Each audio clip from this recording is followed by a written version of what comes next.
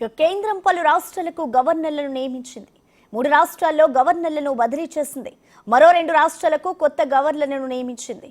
ఈ నియామకాలకు రాష్ట్రపతి ద్రౌపది ముర్ము ఆమోదం తెలిపారు. ఏపీకి చెందిన కంభం హరిబాబు ప్రస్తుతం మిజోరం గవర్నర్గా ఉన్నారు. కేంద్రం ఆయనకు మరో అవకాశం కల్పించింది.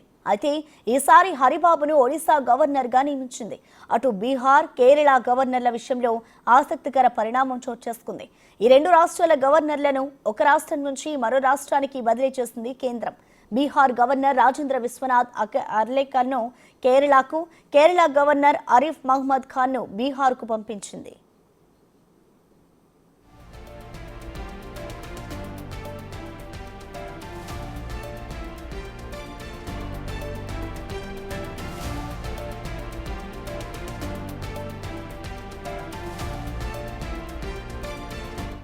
ఇక మిజోరం, మణిపూర్కు కొత్త వారిని కేంద్రం నియమించింది. మిజోరం గవర్నర్గా జనరల్ విజయ్ కుమార్ సింగ్, మణిపూర్ గవర్నర్గా కేంద్ర హోంశాఖ మాజీ కార్యదర్శి అజయ్ కుమార్ భల్లాను నియమిస్తూ ఉత్తర్వులు జారీ చేసింది.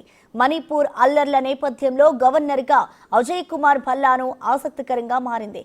ఆయన గతంలో కేంద్ర హోంశాఖలో పనిచేశారు. మణిపూర్ అల్లర్ల విషయంలో ఆయన ఏమైనా చొరవ తీసుకుంటారో చూడాలి.